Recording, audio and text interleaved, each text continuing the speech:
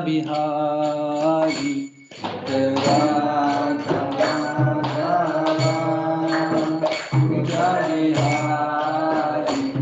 Jaya Radha Madhava Kunja Bihari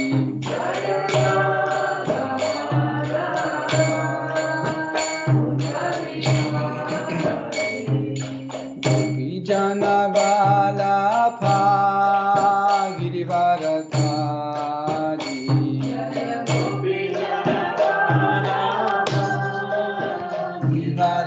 Girivaradhari Gopi Jana Vala Pha Girivaradhari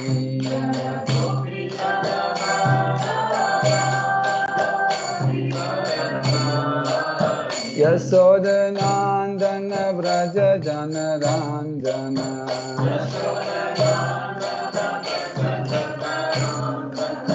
Yasodhanandana Vraja Jana Ranjana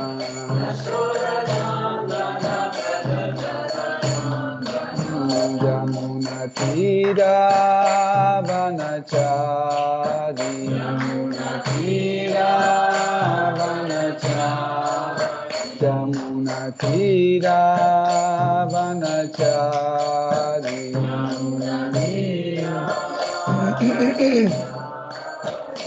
Jaya Radha Madhava Kunja Bihari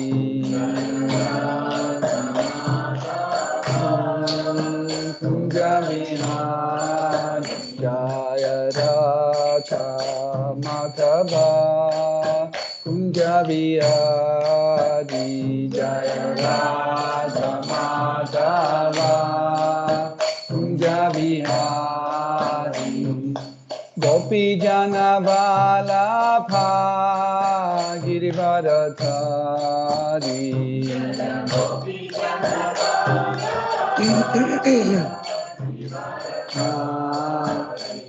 Gopi Jana Vala Pha Girivaradhari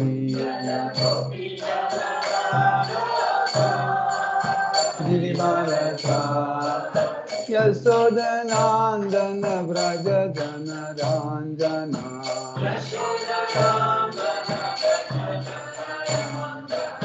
Yasodhanandana Vraja Jana Ranjana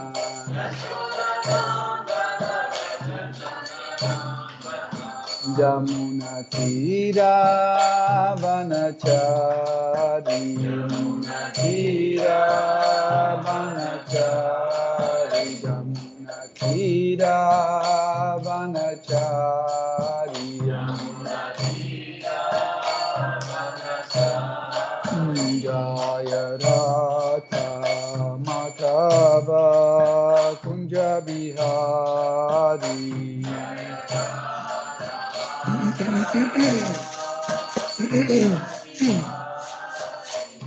Hare Krishna, Hare Krishna, Krishna Krishna, Hare Hare, Hare Rama, Hare Rama, Rama Rama, Hare Hare, Hare Krishna, Hare Krishna, Krishna Krishna, Hare Hare, Hare Rama, Hare Rama, Rama Rama, Hare Hare, Hare Krishna, Krishna Krishna, Hare Hare, Hare Rama, Hare Rama, Rama Rama, Hare Hare, Hare Krishna, Krishna Krishna, Hare Hare, Hare Rama, Hare Rama, Rama Rama, Hare Hare, Hare Krishna. Krishna Krishna Hare Hare Hare Rama Hare Rama Rama Rama Hare Hare Hare Krishna Krishna Krishna Hare Hare Hare Rama Rama Rama Hare Krishna Krishna Krishna Hare Hare Hare Rama Rama Rama Hare Hare Hare Krishna Krishna Krishna Hare Hare Rama Rama Hare Hare Hare Krishna Krishna Krishna Hare Hare Hare Rama Rama Rama Hare Hare Hare Krishna Krishna Krishna Hare Hare Hare Rama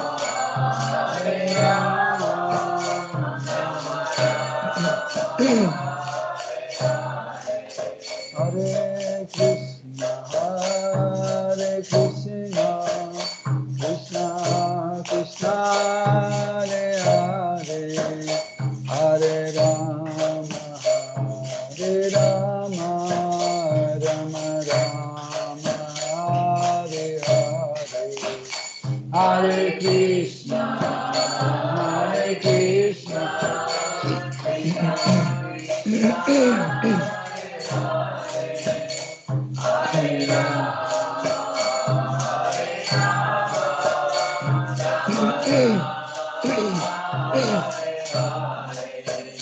Jaya Shri Krishna Chaitanya Prabhu Nityananda Shri Advaita Gadadhara Shivasadi Gaura Bhaktavrinda Jaya Shri Krishna Chaitanya Prabhu Nityananda Shri Advaita Gadadhara Shivasadi Gaur Bhaktavrinda Jaya Shri Krishna Chaitanya Prabhu Nityananda Shri Advaita Gadadhar Shivasadi Gaura Bhaktavrinda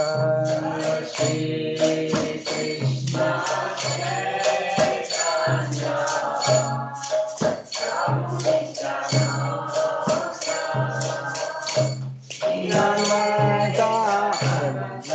Shivasadi Gaura Bhaktavrinda Jaya Shri Krishna Chaitanya Prabhu Nityananda Shri Advaita Gadadhar Shivasadi Gaura Bhaktavrinda Shri Krishna Chaitanya Prabhu Nityananda Shri Advaita Gadadhara Shivasadi Gaur Bhaktavrinda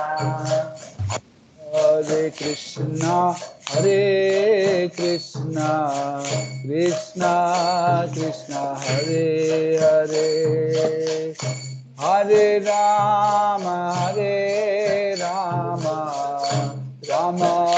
Rama Hare Hare Hare Krishna Krishna Krishna Hare Hare Hare Rama Rama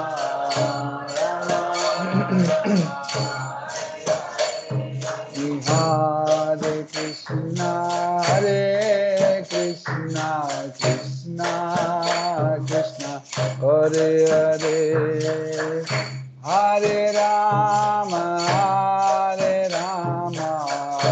Rama Rama Hare Hare Bolo Hare Krishna Krishna Krishna Hare Hare Hare Rama Rama Rama Hare Hare Hare Krishna Krishna Krishna Hare Hare Hare Rama Rama Rama Hare Hare Hare Krishna Krishna Krishna Hare Hare Hare Rama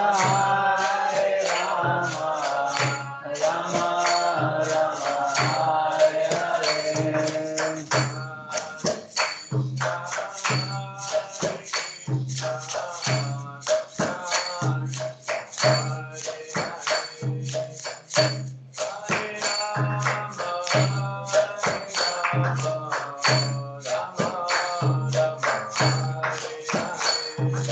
Hare Hare Krishna Krishna Krishna Hare Hare Hare Rama Atma Rama Hare Hare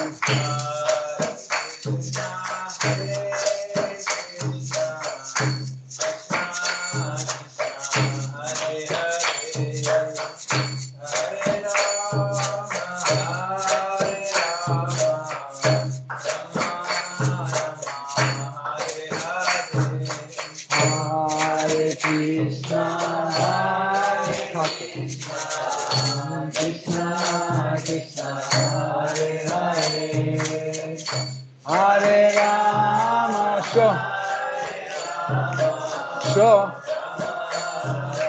Hare Hare ये ठीक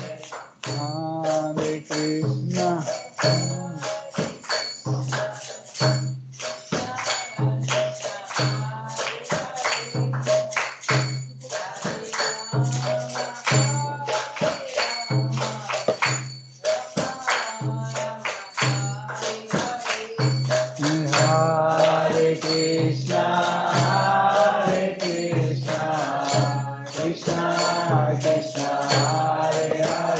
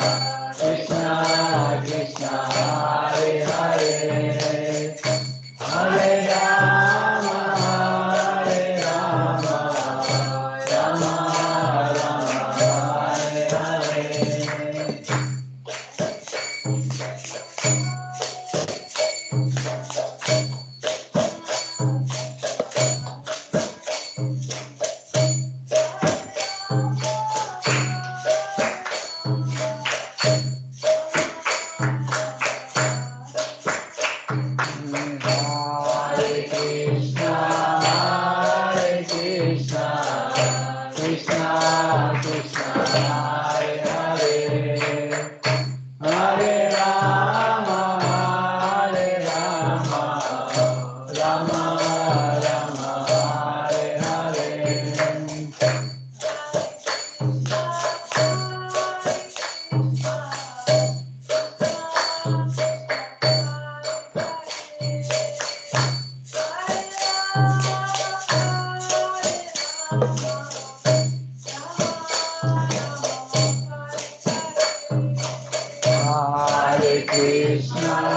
Hare Krishna, Krishna Krishna, Hare Hare, Hare Rama, Rama Rama, Hare Hare.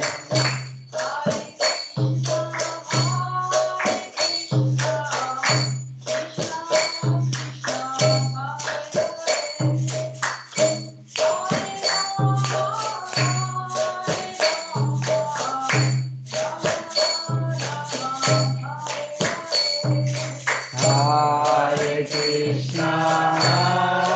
Krishna, Krishna Krishna, Hare Hare, Hare Rama, और मैं नहीं.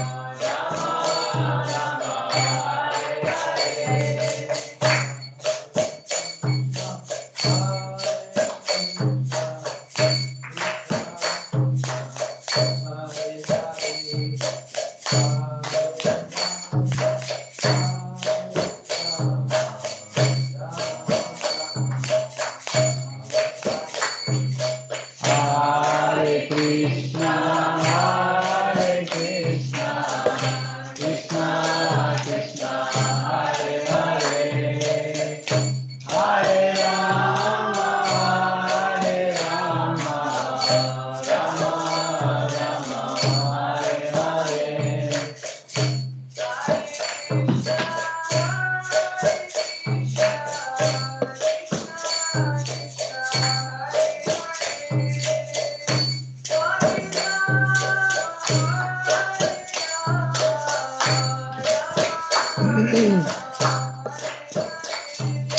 Hare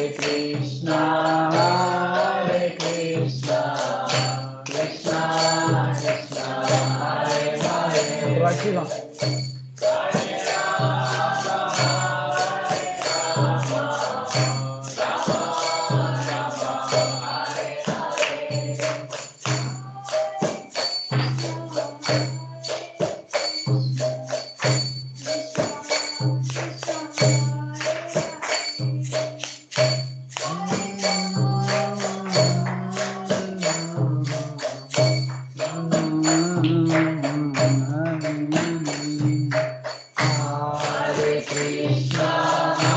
Hare Krishna, Krishna Krishna, Hare Hare, Hare Rama,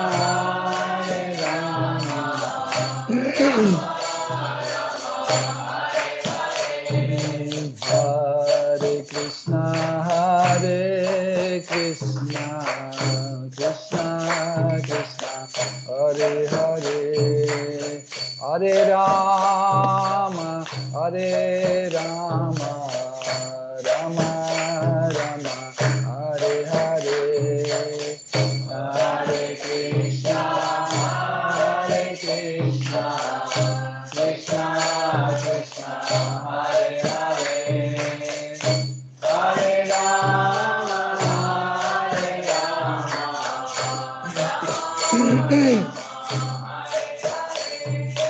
Hare Krishna, Krishna Krishna, Hare Hare, Hare Rama, Rama Rama, Hare Hare, Hare Krishna, Krishna Krishna, Hare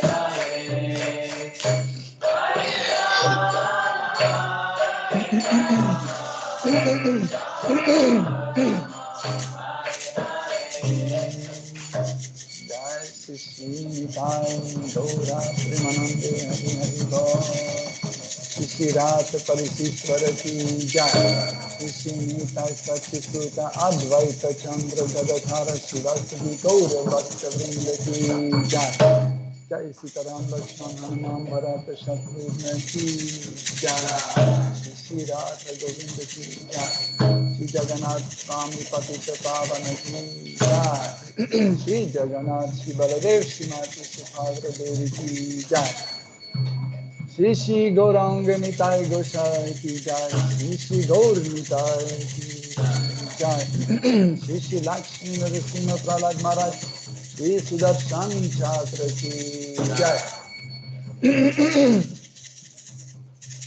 Saraswati देवी की जय तुलसी महारानी भक्ति देवी की जय श्री गुरु परंपरा की जय श्रील प्रभुपाद पति पवन की जय toute gloire au Dieu de l'Assemblée. Allez.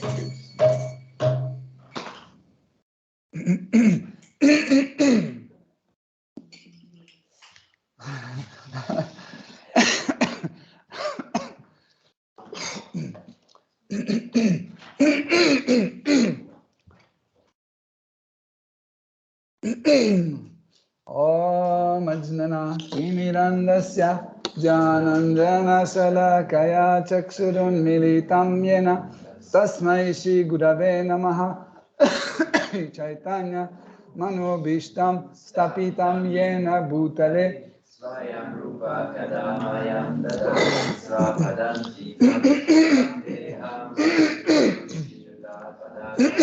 Shri Gurun Vaishnavam Shri Rupam Sagrajatam Sahagana Raghunatham Vitam Tam Sajivam Sadvaitam Savadutam Parijana Saitam Krishna Chaitanya Devam Shri Radha Krishna Padam Sahagana Lalita Shri Vishakam Vitam Shcha He Krishna Karuna Sindhu Dina Bandhu Jagatpate Gopesha Gopika Kanta Radha Kanta Namostute Tapta Kanchana Gaurangi Radhe Vrindavaneshwari Vrishabhanu Sutte Devi Pranamami Hari Priye Vancha Kalpatarubhyascha Kripa Sindhubhya Evacha Patitanam Pavanebhyo Vaishnavebhyo Namo Namaha Nama Om Vishnu Padaya Krishna Preshtaya Bhutale Shimate Bhakti Vedanta Swami Niti Namine Namaste Saraswati Deve Gauravani Pracharine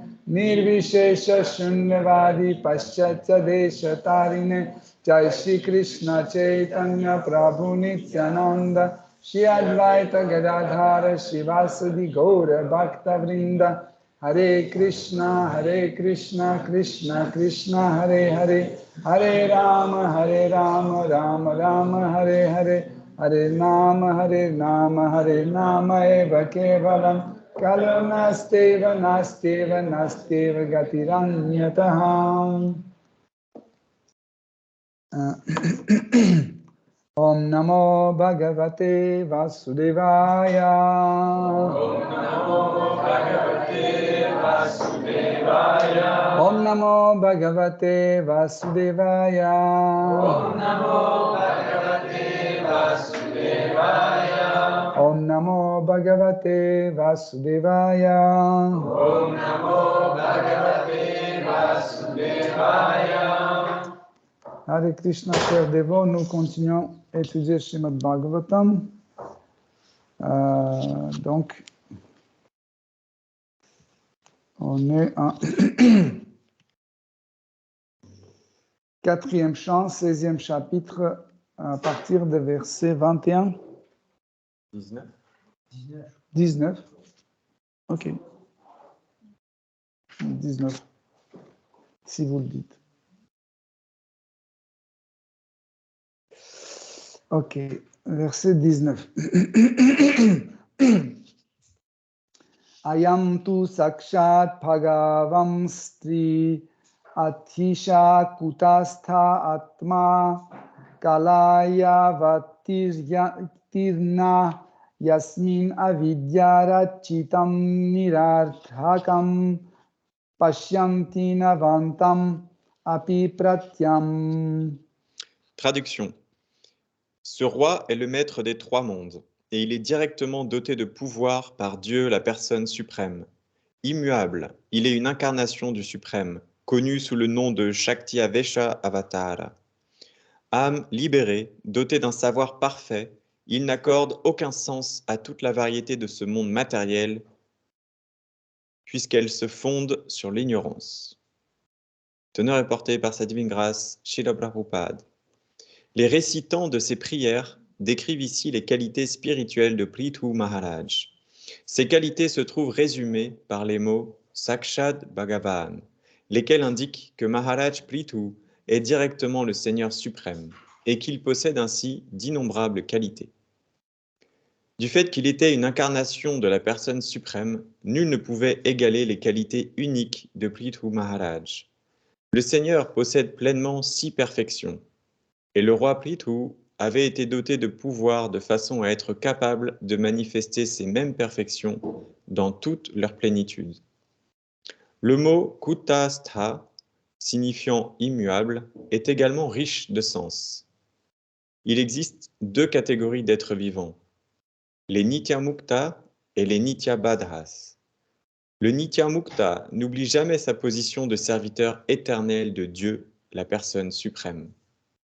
Celui qui n'oublie pas sa position et sait qu'il fait partie intégrante du Seigneur suprême est donc appelé Nityamukta. Il représente l'âme suprême en tant qu'émanation de celle-ci. Les Védas enseignent à ce propos Nitya Nityanam. Ainsi, l'être Nityamukta sait qu'il est une émanation du Nitya suprême, de l'éternelle personne divine. À ce titre, il a une vision différente du monde matériel. L'être dit Nityabadha, ou éternellement conditionné, considère la variété matérielle comme la manifestation de différences réelles. À cet égard, il convient de se rappeler que le corps de l'âme conditionnée doit être considéré comme un vêtement. Une personne peut se vêtir de différentes façons, mais l'homme, au savoir véritable, ne considère pas l'apparence extérieure. Comme l'enseigne la Bhagavad Gita 5.18, Vidya Vinaya Sampanne Brahmane Gavi Astini Shuni Chaiva Svapakecha Pandita Samadashina. L'humble sage, éclairé du pur savoir, considère d'un même œil le brahmana noble et érudit, la vache, l'éléphant ou encore le chien et le mangeur de chiens. Ainsi, le sage ne regarde pas le vêtement recouvrant l'être distinct, il voit plutôt l'âme pure au sein d'une variété de vêtements. Et il sait fort bien que ces diverses enveloppes sont engendrées par l'ignorance, avidya rachitam. Du fait qu'il était un Shakti Avesha Avatara, doté de pouvoir par la personne souveraine, Prithu Maharaj demeura au même niveau spirituel, et il lui fut par conséquent impossible de considérer le monde matériel comme réel. Tiens. Merci. Donc, la conférence d'aujourd'hui risque d'être un peu compliquée.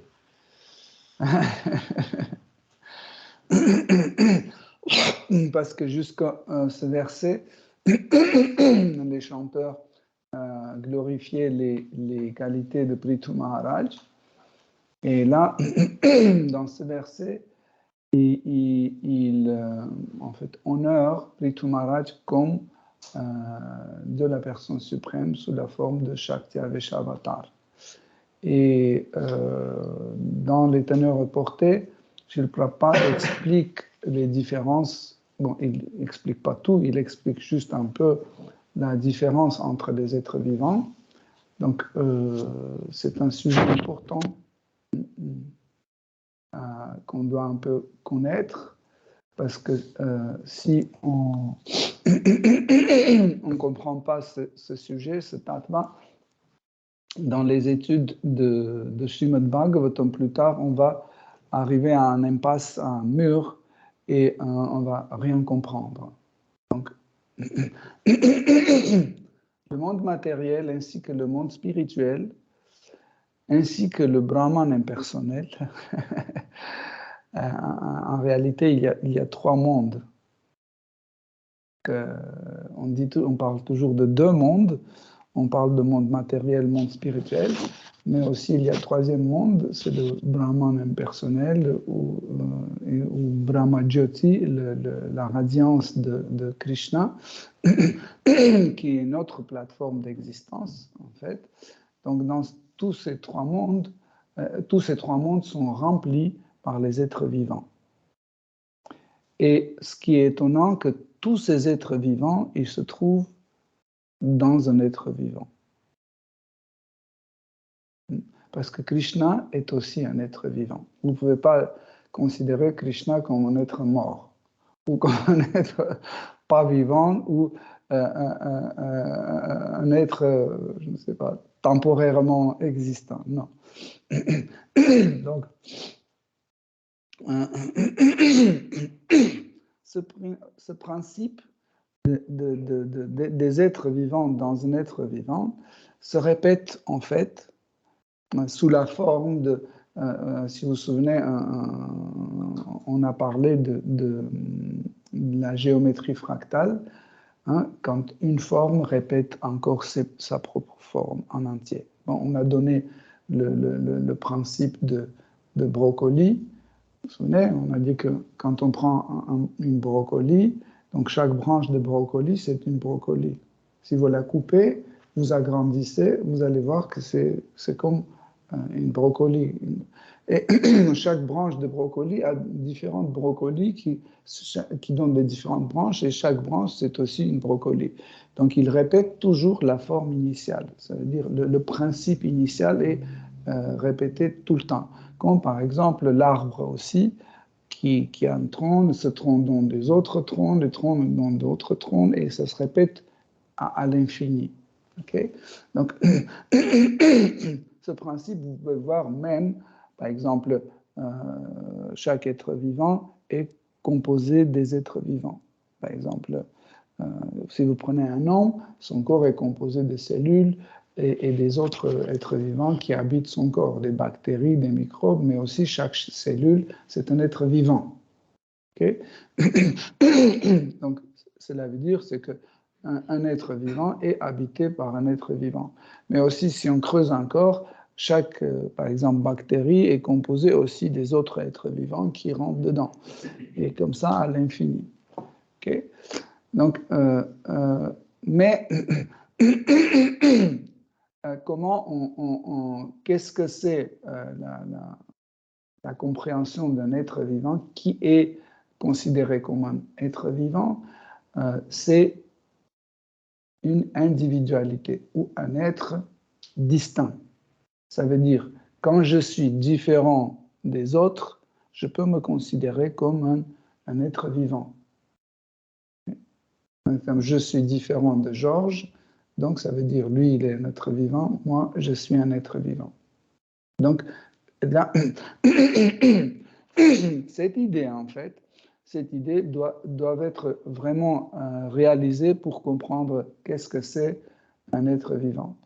Quand vous allez voir si on rentre dans trop de choses compliquées, vous me dites, hein, parce que j'ai peur de vraiment aller trop loin. Okay. Donc, et en fait, tous les êtres vivants, en fait, sont composés d'un Shakti. Je ne parle pas de corps, je parle de l'âme ou de celui qui habite le corps. Celui qui habite le corps, c'est un être vivant. Donc, les êtres vivants sont de différentes catégories. Il y a différentes catégories des êtres vivants. Donc, parmi tous les êtres vivants, le plus important et le plus complet, c'est Krishna, de la personne suprême. Okay? C'est lui qui, en fait, donne ces expansions de différentes catégories. Il y a des catégories... Bon, je fais un raccourci. Je ne vais pas donner trop de détails pour que ça soit structuré et compris. Donc, il donne des différentes manifestations de soi-même qui sont lui égales, mais ils sont en même temps le même et en même temps différent. Donc le principe de Bheda Abheda, ne pas être différent et être différent, donc s'applique sur chaque être vivant et aussi sur Krishna aussi. Donc Krishna aussi, par exemple, si on prend Krishna et Balaram, c'est la même personne. C'est une seule personne. Mais en même temps, c'est deux personnes différentes. Krishna et Balaram et Shri Ramachandra, c'est la même personne, mais en même temps, c'est deux personnes différentes. Hein? Parce que si on ignore ça, si on dit oui, c'est la même personne, donc on ne peut pas traiter comme un être vivant qui a son individualité. Parce que, par exemple, Sri Narasimhadev, il a sa personnalité. Sri Narayana a sa personnalité. Okay? Donc, c'est en fait cette idée de personnalité le différencie de Krishna. Donc, entre les êtres vivants appelés les âmes, okay, et Shri Krishna, l'application d'idées Bheda Bheda, ça veut dire être un et différent, n'est pas le même que quand on applique ce même principe Bheda Bheda sur Krishna et ses expansions. Okay? C'est pas de la même catégorie. En fait, nous sommes une infiniment petite particule. Donc, s'il y a Krishna qui est l'intégralité et il y a Atma, l'âme, qui est une petite parcelle, pardon. Donc, entre cette parcelle et Krishna, on doit avoir d'autres jivas, différents autres êtres vivants, quantitativement différentes. C'est comme par exemple quand on, je ne sais pas, quand on prend les grains de sable, par exemple, du sel, etc. Il y en a qui sont des plus gros, des particules moins grands, encore moins grands, encore moins grands. Okay? Il y a toutes sortes de calibrages. Okay? Même si vous cueillez les pommes, il y a des grosses, il y a des petites, mais ils sont tous des pommes. Pareil, en fait, tous les êtres vivants, ils sont de différentes quantités. Ceux qui sont quantitativement sont très proches ou égales à Krishna sont considérés comme Vishnu Tattva. Je répète encore une fois, ceux qui sont quantitativement sont proches ou égales à Krishna, de la personne suprême initiale, ils sont dans la catégorie de Vishnu Tattva.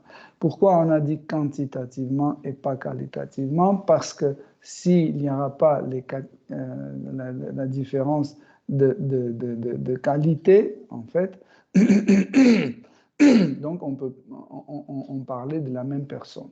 Mais on pouvait dire que les rasas, les différents types de relations avec Shri Krishna n'existent pas. Okay? Même s'il est la même personne, okay? Même s'il est la même personne, il y a une différence qualitative. Et cette différence qualitative, c'est l'humeur qui crée. Même pourquoi Krishna, en fait, sort de lui de différents types des êtres vivants. Pourquoi? Parce que ça dépend de son humeur de divertissement. Par exemple, quand Krishna veut goûter la maternité, il doit avoir une mère, n'est-ce pas? D'où on doit prendre une mère. Si à part Krishna, rien n'existe.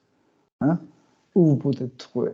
Parce qu'on dit que il y a seulement Brahman, suprême, il y a à part Brahman suprême, ça veut dire à part Krishna, rien n'existe. Il n'y a que lui. Donc, pourquoi nous existons? Parce que lui, il existe. Nous sommes ses particules. Okay? Comme par exemple, s'il y a je sais pas, le bruit de frigo existe parce que le frigo existe. Okay? Si le frigo n'existait pas, le bruit n'existerait pas.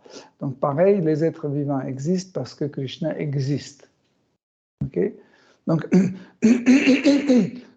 quand Krishna, comme un individu, manifeste un désir, goûter la maternité, donc il faut trouver une mère. Donc d'où cette mère peut sortir s'il n'est pas de lui-même.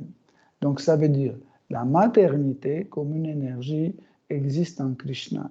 Et cette maternité prend en fait une identité comme un être vivant et devient une mère de Krishna. Ok? Ça, c'est Yashodamati. Mais parce qu'il y a différents êtres vivants qui veulent goûter différents types de maternité, Krishna lui-même aussi, il veut goûter différents types de maternité. Oui? Parce que chacun d'entre nous a une mère, n'est-ce pas? Si on compare nos mères, vous allez voir qu'elles sont tous différentes. Tous. Okay? Ça veut dire qu'il y a différents types de maternité. De même sorte, Krishna, Krishna aussi veut goûter différentes sortes de maternité. Donc, pour cela, Mère Yashoda, qui est la manifestation de l'énergie de maternité, ce genre de manifestation, on appelle Shakti Tattva. Shakti Tattva, c'est en fait un être vivant qui représente une Shakti, une énergie de Krishna. Okay? Donc, Mère Yashoda, c'est un Shakti Tattva de maternité. Okay? Mais comme on a dit qu'il y a différents types de maternité, donc elle donne de différentes expansions. Par exemple, Devaki, c'est aussi une mère de Krishna, mais à Dvaraka. Okay? Kaushalya, c'est une autre mère à Ayodhya. Donc, vous voyez, en fait, toutes les mères, Rohini, la mère de Balaram, c'est aussi une expansion de Shrimati Yashodamati. Ok? Donc, Yashodamati est en fait la Shakti Tattva de l'énergie de la maternité. Pareil, par exemple, paternité. Krishna veut goûter paternité. Donc, et il y a une énergie en fait, parce que si vous n'avez pas d'énergie de paternité ou de maternité, ces choses-là ne peuvent pas exister. Parce que l'existence met une condition de présence d'une énergie. Pas d'énergie, pas d'existence. Pour que la maternité existe, il faut une énergie qui a des qualités spéciales. Donc l'énergie de maternité et l'énergie de paternité sont différentes. Ce pas les mêmes. Vous voyez? Ce pas les mêmes. Donc, et Krishna manifeste en fait ce Shakti Tattva, c'est Nanda Maharaj. Et bien sûr qu'il y a différents types de paternité, comme Vasudeva ou comme Dasharatha, etc. etc. Okay? Donc il y a beaucoup d'autres, tous les frères et des oncles de Nanda Maharaj, le grand-père de Krishna, ils sont tous dans les catégories de manifestation de cette énergie de paternité dont la personnification est Nanda Maharaj. Okay? Donc, comme ça, vous pouvez comprendre qu'il y a différentes manifestations de Shakti Tattva, hein, comme par exemple Maya Shakti, Yoga Maya Shakti, Purnamasya Shakti, Bhakti, Shakti, etc. Donc, ce sont des différentes manifestations de différentes énergies.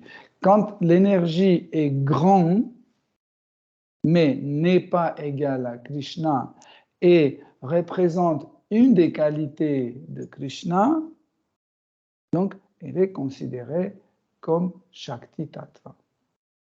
Okay? Quand elle représente une des qualités de Krishna, considérée comme Shakti Tattva. Okay? Parce que les manifestations partielles de Krishna, les manifestations partielles de Krishna considérées comme, par exemple, Shakti Aveshavatara, mais pas dans la catégorie de Jiva Tattva, je vais vous expliquer ça plus tard, ou les manifestations partielles d'un Vishnu Tattva, il ne manifeste pas une qualité de Krishna, mais nombreuses qualités de Krishna. Okay? Par exemple, là, on parlait de Prithu Maharaj. Okay? Donc, Prithu Maharaj est une manifestation de Sri Krishna. Vous avez entendu plusieurs fois comment il était glorifié comme Seigneur suprême. Donc, pourquoi, en fait, on ne le considère pas comme Shakti Tattva? Parce qu'il représente, vendredi, si vous vous souvenez bien, vendredi, on a bien étudié ça, que Prithu Maharaj a manifesté plusieurs qualités de Shri Krishna. Okay? Donc, ou autrement dit, il manifeste en fait la puissance de Krishna, mais en une petite quantité. Okay? Donc, souvent, pour ne pas tomber dans une incompréhension, il y a deux types de Shakti Aveshavatara et il y a des sous-catégories de Shakti Aveshavatara. Okay? Donc, il y a des Shakti avatars qui sont une partie partielle de Krishna. Ils ont la puissance de Krishna, mais il apporte une de ces énergies en plénitude ou pleinement. Okay? Comme par exemple Parashurama. Okay? Il a toutes les qualités de Krishna, mais en une quantité légèrement réduite, parce qu'il n'en a pas besoin pour sa mission, pour ses divertissements. Oui, mais, par exemple, l'énergie qui détruit les démons est représentée en grande quantité. Ou, par exemple, Prithu Maharaj, c'est aussi, en fait, la représentation de Dieu, la personne suprême. Ça veut dire, si Krishna a 1 million d'énergie, Prithu Maharaj a aussi ces millions d'énergie, mais d'une façon réduite, sauf une qui est pleinement manifestée comme Palana Shakti, l'énergie de pouvoir. Ok? Vous voyez la nuance, c'est important à comprendre. Par exemple, en Antashesha, vous savez qui c'est, sur lequel Seigneur Vishnu est allongé, lui aussi il est considéré comme Avesha Avatar. Il a toutes les quantités, toutes les qualités de Krishna légèrement réduites, mais une qualité de maintenir des choses est présentée pleinement. Parce qu'en fait, c'est Anantashesha qui maintient en fait les univers, qui maintient les possibilités comment on peut dire ça, des choses qui se passent. Par exemple, il maintient les événements, il maintient des pouvoirs. En fait, cette qualité de maintenir est représentée en grande quantité. fortement. Okay. Mais il y a autre type de Shakti-Avesha Avatar, c'est quand il y a un être vivant à qui Krishna donne un pouvoir sur une seule énergie. Par exemple, Srila Prabhupada. Okay? Srila Prabhupada, c'est un être vivant à qui Krishna a donné la possibilité, une énergie spéciale de répandre la conscience Krishna. Il n'est pas Vishnu Tattva, il ne possède pas toutes les qualités de Vishnu, etc. Okay? Mais une qualité de Krishna, une des énergies de Krishna de répandre la conscience Krishna a été donnée à Srila Prabhupada. Okay? C'est pour ça qu'on le considère comme Shakti-Avesh Avatar. Pareil, par exemple, Jésus-Christ, il est aussi Shakti-Avesh Avatar. Brahma, c'est Shakti-Avesh Avatar, etc. Donc, il y a une autre catégorie des êtres vivants, hein, appelée Shiva Tattva, qui est encore un peu différent. Je ne sais pas, ça va? C'est pas trop compliqué, non? Ça va? Il y a déjà plein de questions. On va commencer les questions. C'est juste un verset.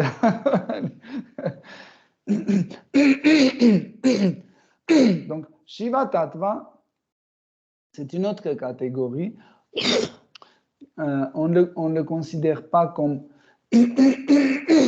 Vishnu Tattva parce qu'il est une catégorie de manifestation de Krishna qui rentre en contact direct avec l'énergie matérielle.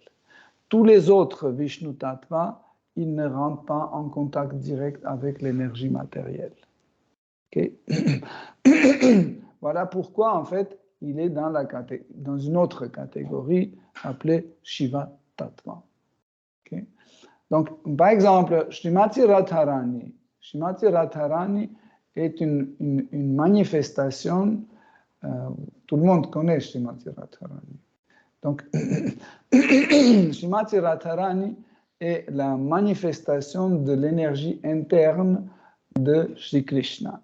Vous pouvez poser la question, c'est quoi énergie interne?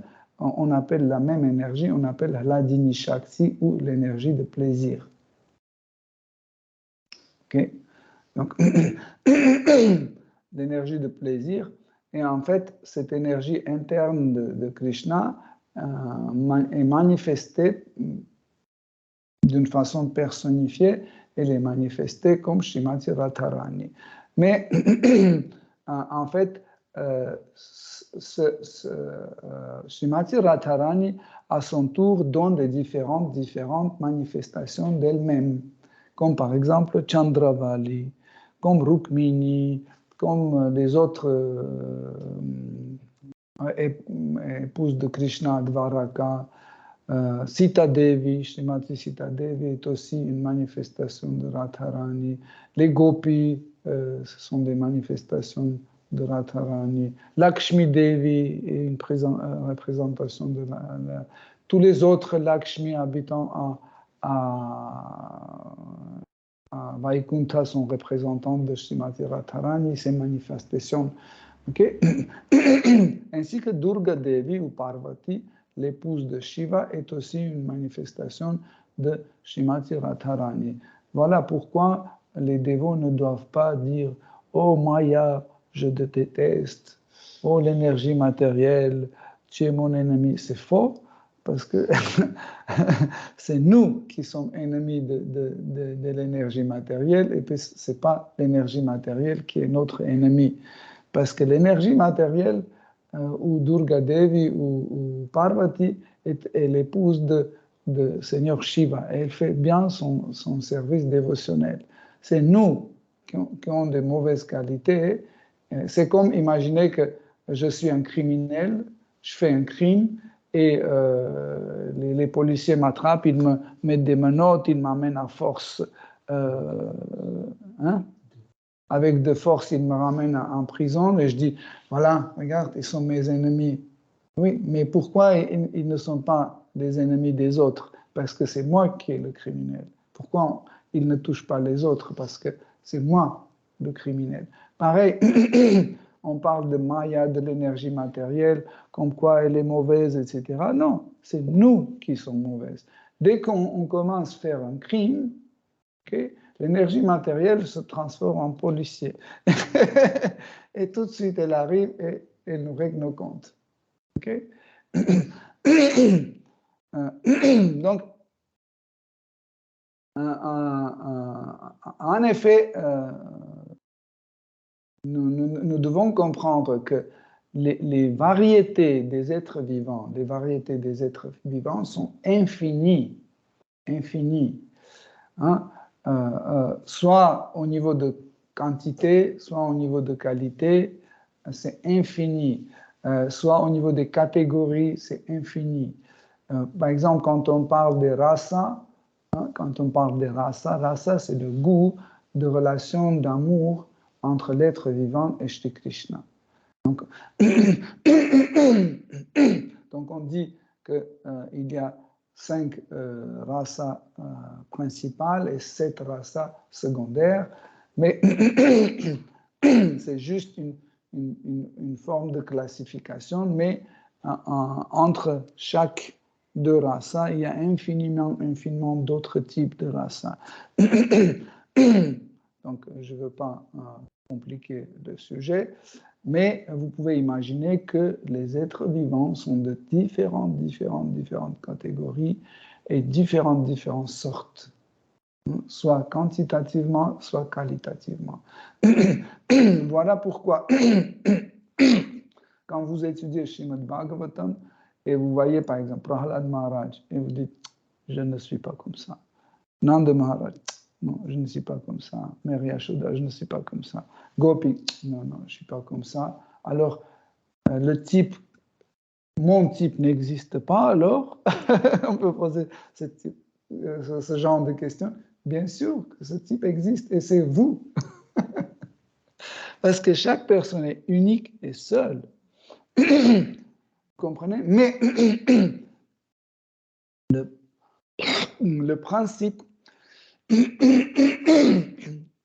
comme nous avons dit, le principe d'existence des jivas dans un jiva, en fait, fait une catégorie que le jiva principal, le maître de corps, formé par les autres jivas, le maître de corps, il a le goût principal et les autres ont les goûts qui ressemblent à ce goût, mais il n'est pas à 100% le même.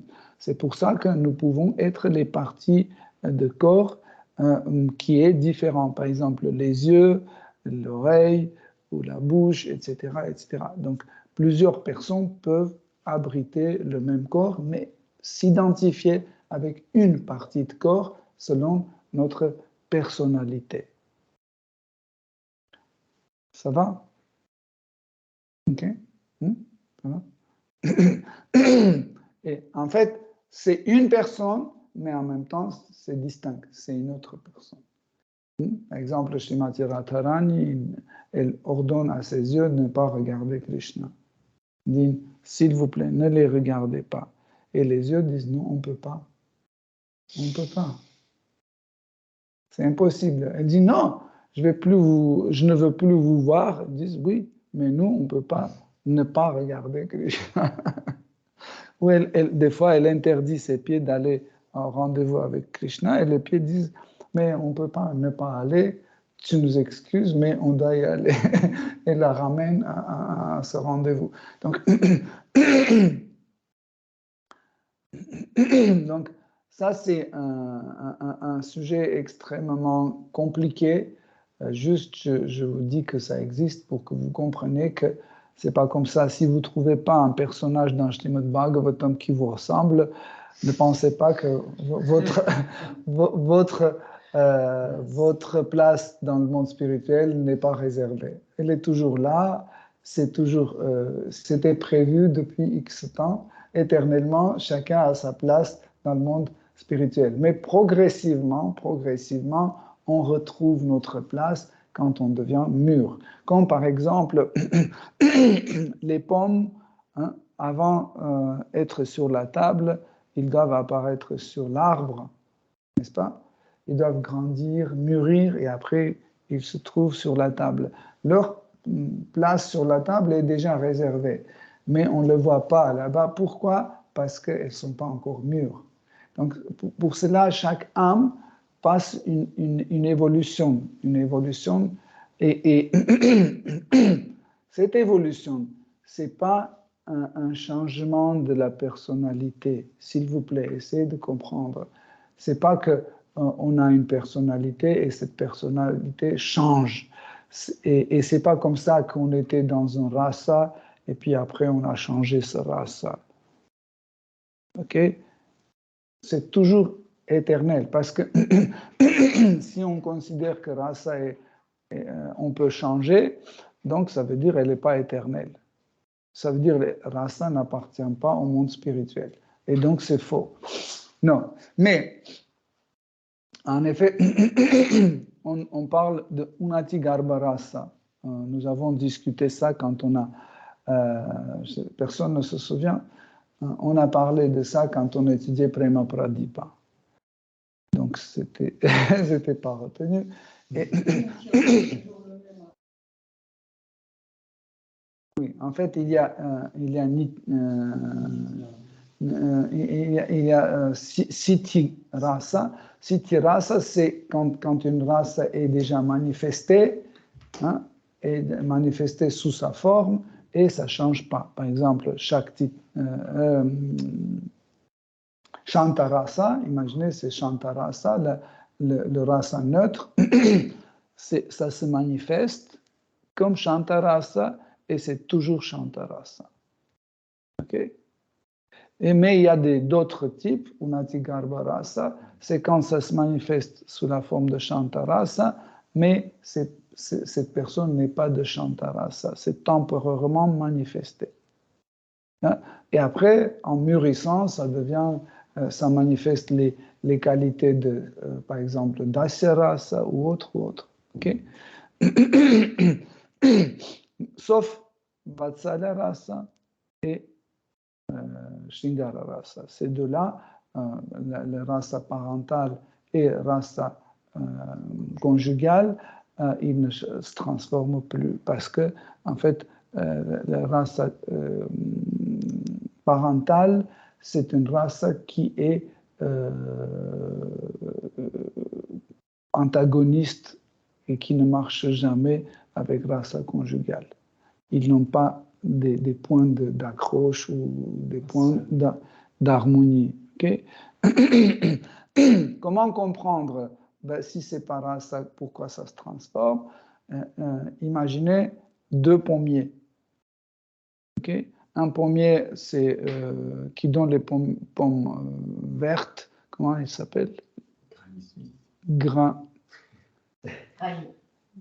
Comment? Granny. Oui. Des pommes granny. Et des autres, par exemple, non. Pink Lady, par exemple, okay? Qui sont rouges. Okay? Mais imaginez quand ils commencent à fleurir, tous les deux ont les fleurs blanches. Et on dit, bah, c'est la même chose.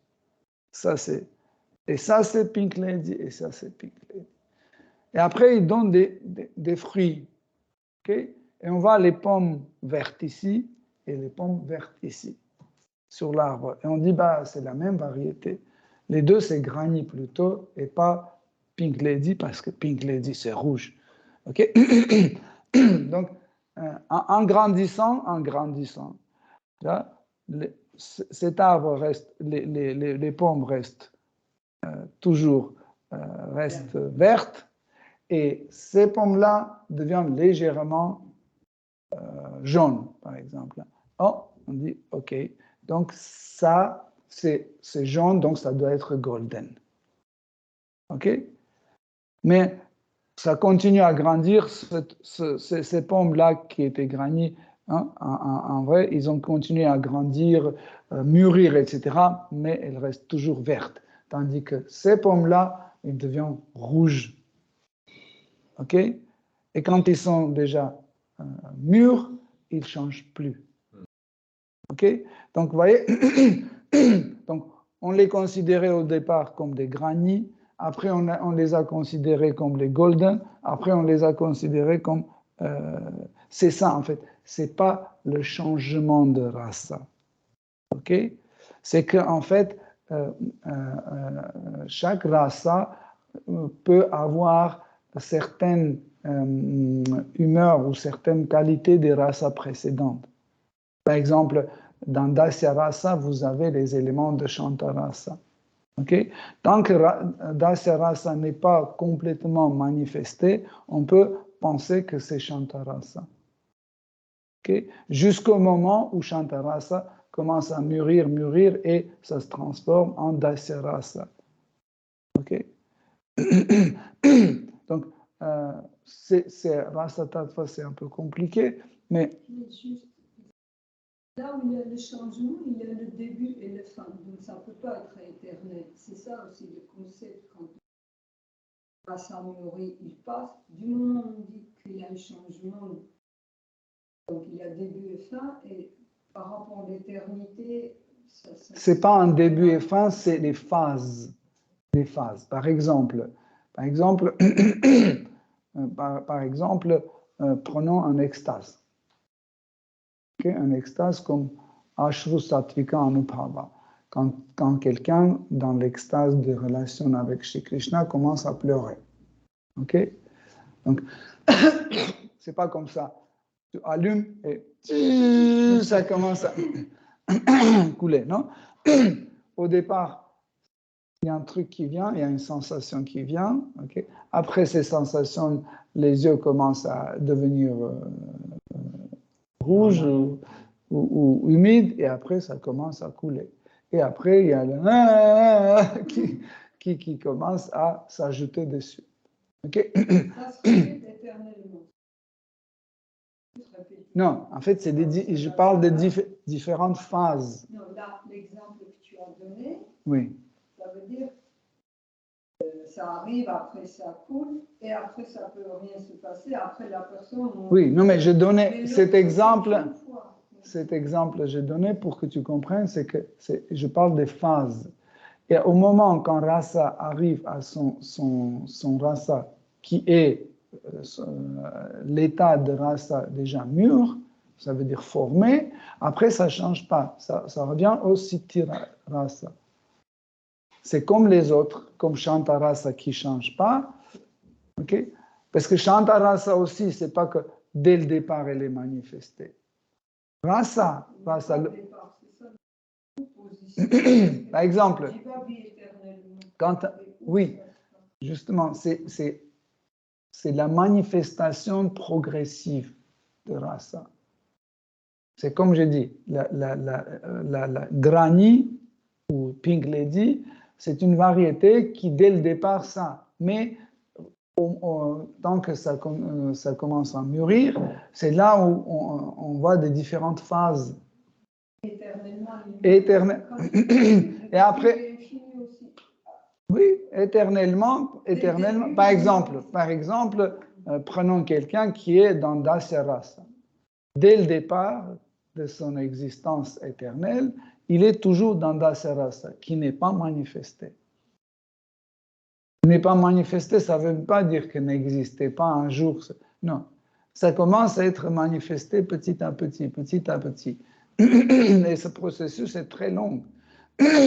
Même quand on arrive à notre rasa ne reste pas fixe, sans bouger, sans changer.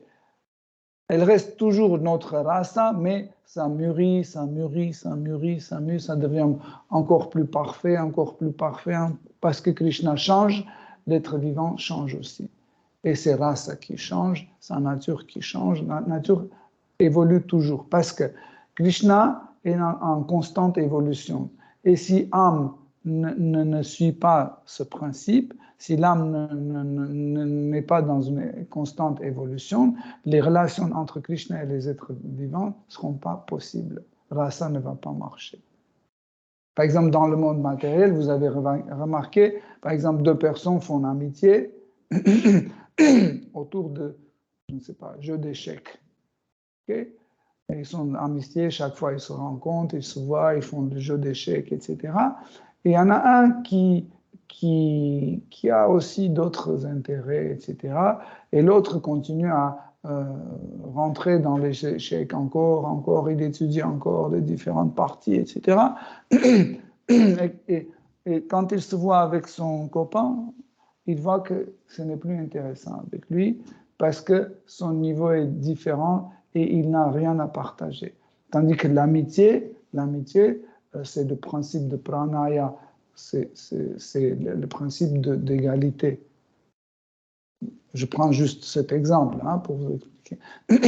Et quand il n'y en a pas d'évolution, ça se casse. Ça se casse, donc cette relation, petit à petit, commence à être interrompue. Pourquoi? Parce que vous ne pouvez pas, quelqu'un figure sur cette plateforme et l'autre est là, et ils ne peuvent plus se rencontrer. Il faut être sur la même plateforme pour pouvoir continuer à évoluer. Même dans les couples entre hommes et femmes, s'il y en a un qui commence à évoluer, et l'autre dit non, ça ne m'intéresse pas, il reste, petit à petit, il y a un écart et leur relation devient impossible. Voilà pourquoi, en fait, cette énergie Atma Shakti, elle a cette capacité de toujours continuer son évolution éternellement. Okay? Parce que Krishna est éternel, donc, et cette relation avec lui est éternelle, et sans évoluer, on ne peut pas continuer à avoir une relation personnelle avec Shri Krishna. Ok? Donc je sais que c'est pas comme ça, tout de suite on a tout compris, mais chaque fois quand on parle un peu, et si de temps en temps vous réécoutez, relisez, ça peut rester. Par exemple, on a étudié un peu Prema Pradipa, mais tant que c'était jamais réétudié et répété, donc c'est parti, ce n'est pas resté. Ok, Hare Krishna. Si vous avez des questions, des commentaires. Merci beaucoup pour la conférence. J'ai une question à propos de la relation entre des Purusha et Krishna. Parce que j'ai lu récemment que les Purusha, ils prennent refuge en Krishna. Que les Purusha avatars, leur refuge est Krishna. Et en fait, la question que je me posais, mais les Purusha sont Vishnu Tattva, donc ils prennent refuge, mais pour être protégés de quoi? Parce que normalement, en tout cas, nous, on prend refuge en Krishna. Une des raisons, ça peut être pour être protégé des désirs matériels, etc. Mais les Purusha avatars, ils ont à avoir aucune peur. Donc, qu'est-ce que ça veut dire? Est-ce que c'est... Enfin,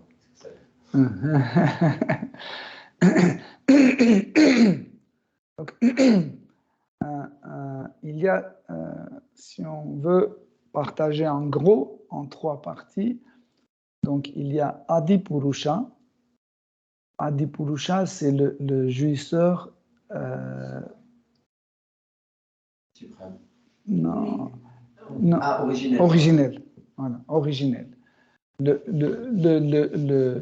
jouisseur originel. Ça veut dire tous les autres Purusha sortent de lui. Deuxième catégorie, c'est Purusha Avatar. Ça veut dire ils sont une manifestation de Adipurusha. Donc il y a trois Purusha Avatara, c'est Karanadakashaya Vishnu, Garbhodakashaya Vishnu et Kshirodakashaya Vishnu. On a donné ces trois en fait noms, trois noms pour un peu décrire leur plaisir en fait.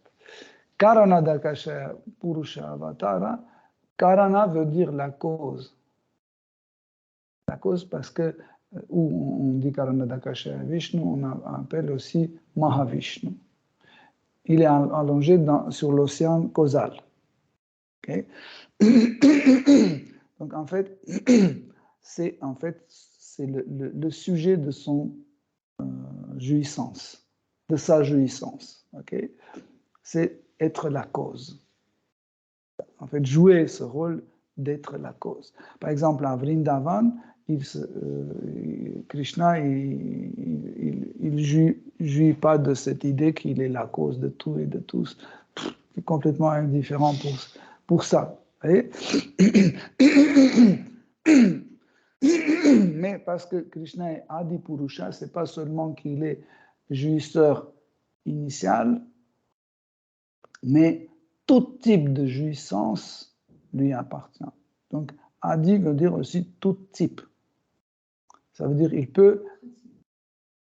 peut jouir de toute forme de jouissance. Ça veut dire toute forme de jouissance sont lui accessibles. Okay? Donc, l'autre Purusha Avatar, c'est Garbhodakasha Vishnu. Garba veut dire le ventre ou l'utérus. Et là, sa jouissance, c'est de produire les univers et c'est comme avoir des enfants, autrement, entre guillemets. Okay? C'est pour ça qu'il fait naître le lotus. Dans son lotus, il fait apparaître Brahma.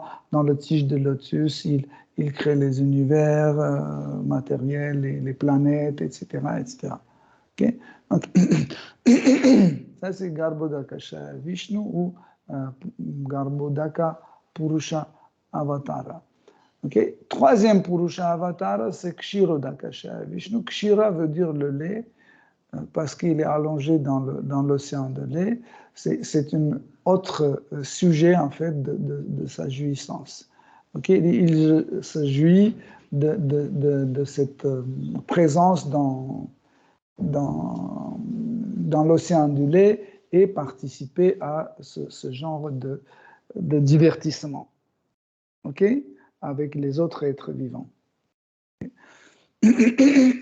Lui-même aussi, Kshirodakasha Purusha Avatar, il prend plaisir aussi de sa présence dans chaque élément de cet univers. Okay? Par exemple, si on vous propose, est-ce que tu veux rentrer et rester une demi-heure dans un atome de mercure? Pourquoi pas? Tu rentres et il y a des trucs qui tournent, c'est comme une sorte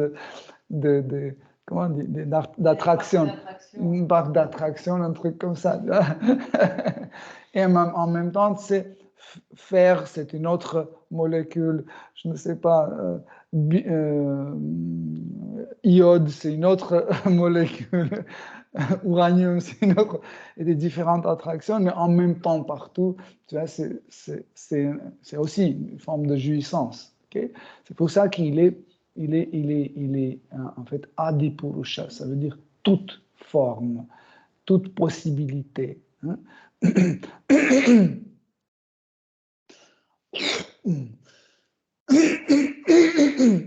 Mais il y a aussi une autre forme de Purusha, c'est l'être vivant, l'homme. L'homme ou l'être vivant est aussi considéré comme Purusha, mais il n'est pas ni Purusha Avatara, ni Adi Purusha. Mais dans ce monde matériel, on donne la possibilité à un être vivant se sentir Purusha, le jouisseur, dans l'ignorance. C'est un Purusha dans l'ignorance. Okay? Et parce que Kshirodakasha Vishnu se trouve au milieu de tous ces sens d'un être vivant, okay? Ou, autrement dit, il se trouve dans le cœur d'un être vivant, donc il est branché et il peut sentir tout ce que cet être vivant sent, en direct, en temps réel, tout de suite et immédiatement. Okay? Ça veut dire, si je je mange une glace et j'ai des sensations comme ça. Hein, Paramatma sent exactement la même chose. C'est pour ça que quand on dit Paramatma est au courant de tout, ou quand on dit Krishna est au courant de tout, ça ne veut pas dire que quelqu'un vient et lui raconte, tu sais, Patita Pavana a trop mangé ce soir. C'est pas comme ça. C'est quand Patita Pavana mange le soir, c'est tout de suite Krishna le sent. Qu'est-ce qu'il mange, à quelle quantité, qu'est-ce qu'il sent, est-ce qu'il a eu mal au ventre ou pas, tout de suite, c'est en temps réel. Vous voyez? En temps réel, tout, il réjouit tout. En fait, c'est une forme de jouissance passive. Okay? Pour Krishna, c'est une forme de jouissance passive. C'est quand vous êtes devant la télé et vous regardez un film. C'est une forme de jouissance passive. Ça veut dire, par exemple, quelqu'un, je ne sais pas, cambriole la banque ou saute avec un parachute d'un avion ou conduit une voiture, etc. On y participe, mais d'une façon passive. Okay? C'est une forme de jouissance passive. Okay? Mais quand c'est nous qui sont dans une voiture, etc., là, c'est jouissance active. Okay? La position de Paramatma, c'est une jouissance passive. Même si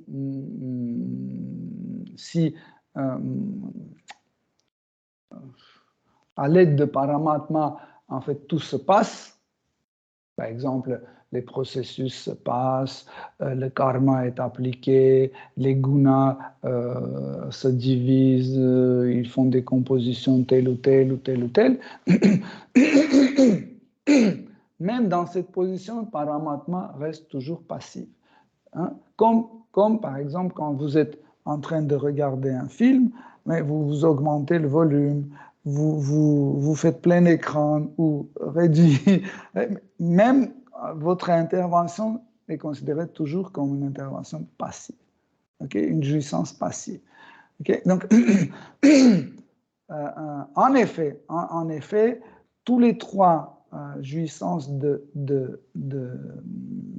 Vishnu Avatar ou Purusha Avatar, tous les trois sont en gros passifs, mais jusqu'à un certain degré. Jusqu'à un certain degré. À quel degré? Comme par exemple Mahavishnu, okay? Il est dans jouissance passive parce qu'il est en train de dormir dans Yoga Nidra. Okay? C'est un sommeil contemplatif. C'est un sommeil contemplatif.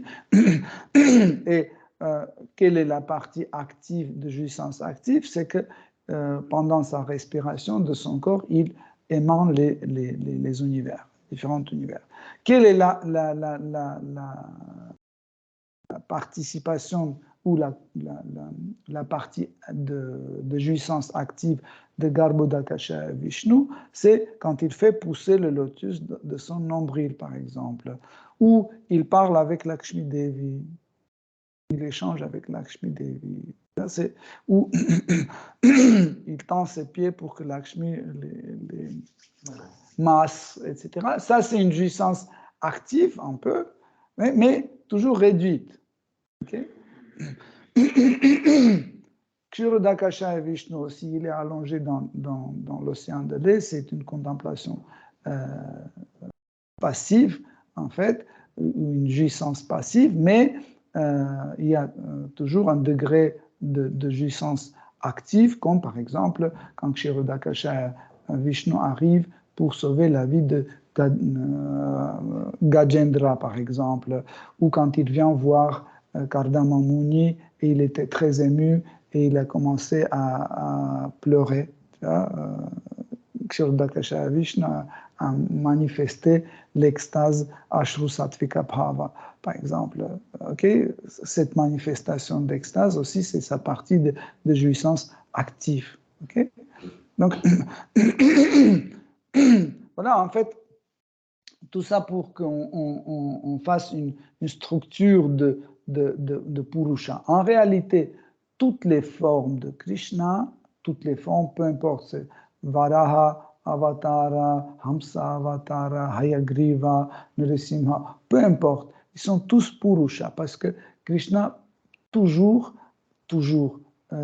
reste sur la position de jouisseur. Même si on les appelle autrement, par exemple Yuga Avatara ou autre, ça ne lui prive pas de la position d'être Purusha. Ok? Il reste toujours Purusha, peu importe. Ok? Et maintenant, pourquoi ces trois Purusha avatars, ils trouvent le refuge en Krishna? Okay? Pourquoi? Parce qu'en fait, trouver le refuge, c'est pas seulement dans l'idée que je suis menacé et j'ai besoin de trouver un refuge. Okay? Par exemple, Shrimati Radharani, elle trouve le refuge chez Krishna, mais elle n'est pas menacée. Elle n'est pas menacée, mais c'est seule personne qui peut en fait satisfaire Shrimati Radharani. Ok? C'est pour ça qu'au début de conférence, on a parlé un peu de Bheda, en même temps être un et en même temps être différent. Vous voyez? C'est pour ça qu'on a parlé que même, par exemple, les autres formes de Krishna, comme Balaram par exemple, okay, il est la même personne, mais en même temps c'est différent. Voilà pourquoi entre Balaram et Krishna, il y a tout type de rasa que Balaram goûte. Mais chaque fois, il change son apparence, sa forme. Okay? Donc, il goûte tous les 5 rasas principales et tous les 7 rasas secondaires. Okay? Mais chaque fois, il change la forme. Pourquoi? Parce que chaque humeur a une forme. Okay? Une forme qui correspond à cette humeur. Okay? Trouver un refuge aussi, par exemple, on peut avoir une forte désir d'écouter Krishna, et tant qu'on n'a pas écouté Krishna, on ne peut pas trouver un refuge. On cherche un refuge. Un refuge, ça ne veut pas dire absolument une crainte d'être frappé, d'être torturé ou autre. Okay? Un refuge, c'est parce que c'est seulement Krishna qui peut satisfaire notre désir. Tu peux poser la question, et quel est le désir de par exemple, de Garbhodakashaya Vishnu, Kshirodakashaya Vishnu? C'est de savourer les divertissements de Shri Krishna. Par exemple, quand Krishna devait partir de ce monde, il y a 5000 ans, quand il devait partir de ce monde, en fait, il a pour ceux qui pensaient que Krishna est un être vivant ordinaire, il leur a montré une illusion d'un corps mort, okay? Qu'on devait enterrer, etc. Et plusieurs personnes ont pensé que Krishna est mort, donc Krishna n'est pas Dieu la personne suprême. Mais ces dévots qui savaient qui est Krishna, qui avaient aussi rasa avec lui, ils n'ont jamais vu un corps mort de Krishna. Jamais. Okay? Krishna s'est retourné à Vrindavan et il a dit que là, maintenant, Dvapara Yuga va commencer, donc on doit partir d'ici. Et il y a un énorme char qui est venu de Goloka Vrindavan, est venu à Vrindavan, à Vraj, est venu énorme. C'est décrit qu'il y a des milliers de chevaux qui était branché sur ce char.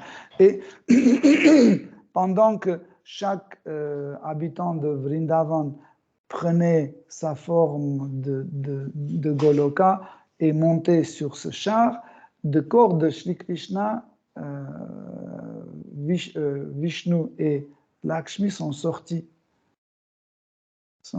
parce qu'ils sont rentrés quand Krishna s'est manifesté, ils sont rentrés dans le corps de Krishna pour goûter les divertissements de Krishna. Okay? Ça aussi, c'est une forme de refuge.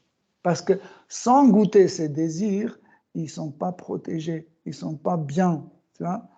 Et seulement goûter ce nectar de ce qu'on appelle l'Ilamrita, le nectar de Lila, en fait, c'était très important. Voilà pourquoi, en fait, ils ont rentré dans le corps de Krishna pour goûter, en fait. Ça, c'est un refuge aussi. Par exemple, quand Sri Chaitanya Mahaprabhu est venu, Rama Sita est rentré dans le corps de Sri Chaitanya Mahaprabhu. Vishnu Narayana, Shivas et Parvati sont rentrés dans le corps de Sri Chaitanya Mahaprabhu. Pourquoi? Pour goûter ce nectar. Plusieurs d'autres manifestations de Krishna étaient présentes dans Sri Chaitanya Mahaprabhu pour goûter l'Ilamrita de Sri Chaitanya Mahaprabhu, nectar de Lila de Sri Chaitanya Mahaprabhu. Il faut comprendre aussi, en fait, le refuge dans ce sens-là. Parce que sinon, ils ne peuvent pas vivre. Leur vie est menacée.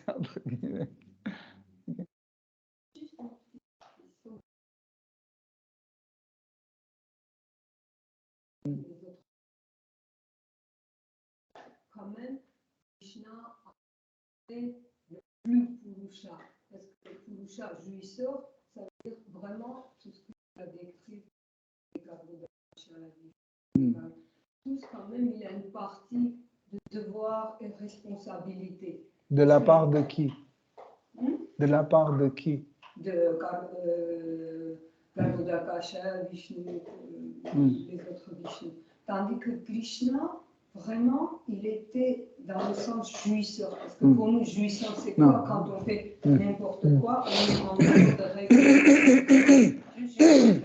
Parce que là, qu'est-ce qu'il faisait? Il volait, il trichait, il mentait, il faisait tout pour que sa vie non, on ne peut pas dire ça. Pourquoi? Parce que même tous les trois Purusha Avatara, ils restent toujours jouisseurs et on ne peut pas dire qu'ils ont un devoir à faire. Une sorte de devoir? Non. Il dit, je fais mon devoir. Oui, mais ce devoir est un divertissement. Oui, c'est quand on fait n'importe quoi. Non. Dans ce cas-là, on peut dire. Dans ce cas-là. Non, Rasaïla, dans ce cas-là, on peut dire que voler du beurre, c'est un devoir aussi. Non. Pourquoi pas? Il se lâche et c'est justement aussi, non. Non, on ne peut pas dire que Krishna, tous les shastras, ils disent qu'il n'a pas de devoir. Krishna n'a pas de devoir parce qu'il fait tout selon sa volonté douce. Chaque acte de Krishna correspond à sa volonté douce. Il n'a aucune obligation. Krishna dit dans la Bhagavad Gita, même moi qui n'ai aucune obligation et pourtant je fais mon devoir. Mais il dit, même moi qui n'ai aucune obligation. Ça veut dire qu'il n'a aucune obligation. Il le fait parce que ça lui amuse. C'est amusant. Mais ce n'est pas une obligation. Ce n'est pas un devoir. Non. C'est pas que Krishna est obligé. Non. On ne peut pas dire ça parce que c'est contre notre Siddhanta. Parce que Krishna, si on dit qu'il est absolu, il peut venir comme un fourni, il peut venir il se montre comme un Paramatma et il peut se montrer comme Krishna qui vole, Oui, qui triche, oui. mais il reste là. Mais rien Rasaila comprend bien que rien n'oblige Krishna se manifester comme Karanadakasha Vishnu, venir comme Paramatma. Rien n'oblige Krishna à donner la Bhagavad Gita à Arjuna. Rien n'oblige Krishna de respecter ses parents, etc. Il n'y a aucune obligation. C'est juste par sa volonté douce que Krishna fait telle ou telle chose. Quand il y a une obligation, cette obligation vient seulement à cause de l'amour d'un dévot vers Krishna. C'est tout. Mais non. Si tu dis... Non. Un petit peu même Seigneur Narayana, il ne va pas se permettre, je ne sais pas, mettre... Oui, mais ce n'est pas parce qu'il... Non, Rasaila, c'est non-compréhension de Siddhanta. Seigneur Narayana ne joue pas la flûte, pas parce qu'il veut jouer, mais c'est interdit. C'est qu'il ne veut pas. Il ne veut pas. Mais ça ne veut pas dire qu'il est gêné ou il est limité. Ou c'est son devoir ne pas jouer la flûte, c'est son devoir. Non. Mais Krishna, c'est sa forme. C'est pour ça qu'il cherche le refuge, parce que cette forme-là de Krishna lui-même, il montre tout le... Non, c'est une spéculation. Je peux te dire directement que c'est une spéculation. Ça n'a pas sens ce que tu dis, parce que pour toi, voler du beurre, c'est une liberté parce que tu ne peux pas le faire. Donc tu considères que voler du beurre, c'est une liberté. La liberté, c'est faire ce que tu veux. S'il ne veut pas le faire... Mais c'est sa jouissance. Krishna vole du beurre parce que ça lui fait plaisir et ça fait plaisir à ses dévots. Seigneur Narayana ou je sais pas, Mahavishnu, il crée les univers parce que ça lui plaît et ça plaît à ses dévots. C'est tout. Un exemple, je vais dire documentaire, c'est intéressant, c'est sur les Khmers.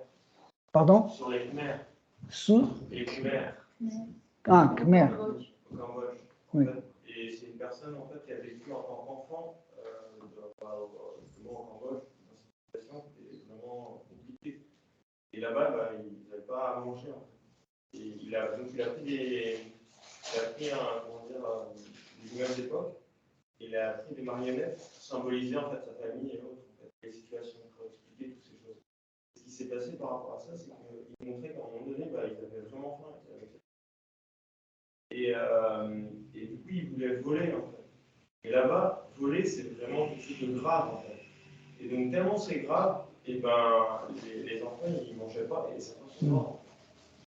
Donc, après, je pense que c'est par rapport aux situations aussi, quoi. Parce que des fois, il y a des situations qui font que c'est bien tellement compliqué que là, c'était la survie des enfants et c'était un problème. Je pense que ça dépend des cas de figure. Si vous avez d'autres questions. Sur les Shakti et les Shamatars, je voulais être sûr d'avoir bien compris la différence entre les deux types de Shakti et Avatar.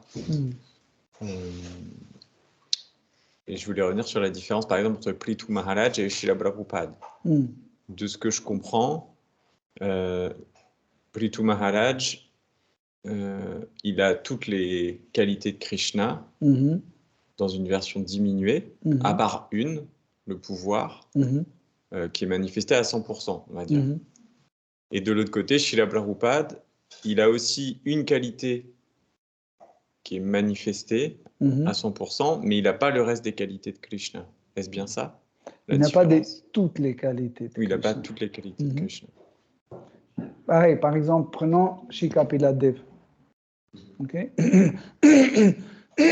Quand on dit qu'il est une manifestation dans la catégorie de Shakti Avatar, ça ne veut pas dire que c'est un jiva, une atma, non. C'est que il avait toutes les qualités de Seigneur suprême d'une façon réduite. En fait, quand on dit d'une façon réduite, ça ne veut pas dire qu'il est privé quantitativement, il est privé, c'est qu'il n'a pas besoin de ça pour ce lila, pour ce divertissement. Mais il a besoin par exemple, de Jnana Shakti pour ce divertissement. Okay? Donc Jnana Shakti était en maximum comme chez Krishna. Okay? Mais le reste, il n'a pas montré. Okay? C'est pour ça que chaque Shakti Avatar manifeste une des énergies en abondance ou en grande quantité. Le reste ne sont pas manifestés. Okay? Parce que le contexte, en fait, n'est pas le contexte dans lequel tu peux manifester ça, ou tu vas manifester. Comme par exemple, est-ce que Seigneur Narayana ne sait pas jouer la flûte? Bien sûr qu'il sait jouer la flûte, mais il ne peut pas jouer. Pour qui? Comment?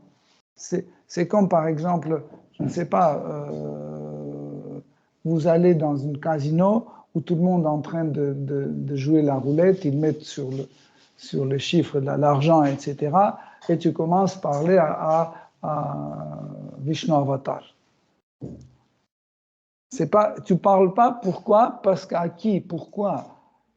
Même si tu le sais, tu as cette connaissance, mais ce n'est pas la situation, personne ne va écouter, etc. Pareil,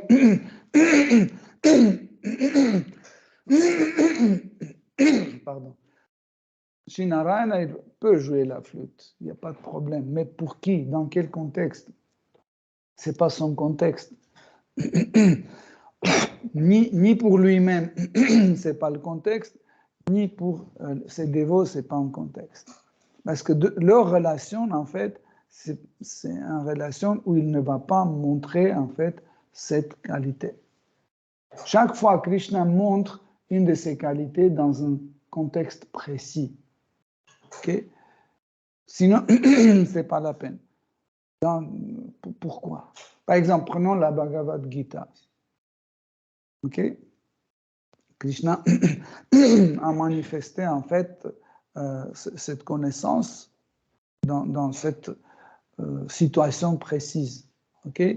Quand il y avait cette situation d'Arjuna, etc., on peut poser la question, ok, pourquoi il n'a pas fait ça avant la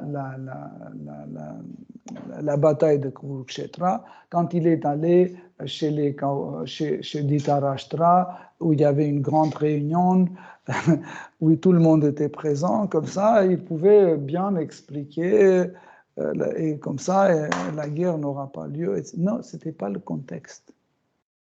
C'était pas le contexte. En fait, les lilas de Krishna sont toujours contextuels.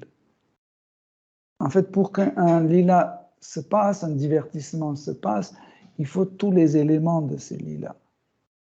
Tant que vous n'avez pas, surtout les acteurs principaux, okay, doivent être présents. Imaginez la danse de Rasa Lila sans Gopi. C'est pas possible. Okay? Par exemple, Krishna à Braj a beaucoup de mères. Okay? Ils sont tous les femmes, très très jolies. Mais est-ce que vous pouvez imaginer que Krishna danse la danse Rasa Lila avec ses mères? Impossible. C'est deux rasas qui sont antagonistes, qui ne marchent pas ensemble. Il ne peut pas faire la même chose. Même s'ils sont aussi femmes, lui il est homme, ça ne marche pas ensemble. Okay? Pareil, en fait, pour manifester tel ou tel Shakti, il faut telle ou telle situation, il faut tel ou tel bhava qui doit être là pour créer ce contexte. Okay? C'est pour ça que Krishna ne manifeste pas telle chose, mais manifeste une énergie précise. Pourquoi? Parce que c'est le contexte.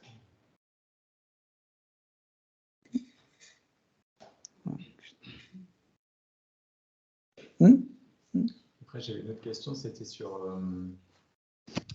la relation entre les énergies personnifiées, par exemple parler de l'énergie de la maternité qui est manifestée à travers Yashodamati. Quelle est la relation entre Yashodamati et les autres manifestations de la maternité, qui du coup sont secondaires ou sont en tout cas dérivées de cette forme personnifiée. Est-ce qu'on peut parler de ça, que c'est une partie de cette forme personnifiée qui est complète? Est-ce qu'on peut... Oui, mais en fait, par exemple,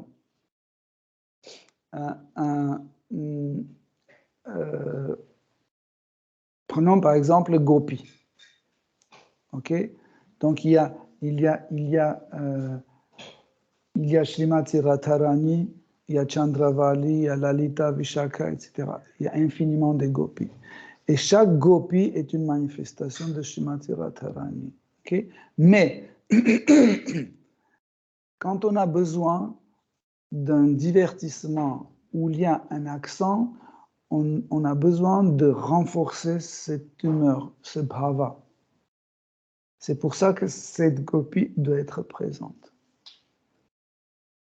Okay? Pour que ce divertissement se passe. On met l'accent sur quelque chose. Par exemple, s'il faut gronder Krishna, par exemple, il faut gronder Krishna, donc il faut les éléments grandeur, entre guillemets. Donc, et il faut qu'absolument on ait la présence de Shrimati Radharani, Lalita, qui aime bien gronder Krishna, okay? Ou la présence des gopis âgés qui peuvent juger Krishna comme quelqu'un qui court les filles, etc., coureur de jupons, etc., et gronder Krishna. Si tu les enlèves, ces personnages-là, tu enlèves leur bhava aussi, et la situation n'est plus accentuée. Et pourquoi, dans ce cas-là, on doit gronder Krishna? Okay. Par exemple, en revenant sur ta question, par exemple, prenons Mère Yashoda, Rohini, les femmes des frères de Nanda Maharaj, en fait, ils sont tous dans les Vatsalya Rasa, ils sont tous dans la relation maternelle avec Krishna. Okay? Mais quand Yashomati est seule, elle a une certaine humeur d'échange. Mais par exemple, on a besoin, par exemple, une humeur d'inquiétude, par exemple. Donc, ce n'est pas suffisant. Il faut que ça soit renforcé. Tu vois, et la présence de Rohini renforce cette inquiétude. Okay? En fait, cette inquiétude, c'est un bhava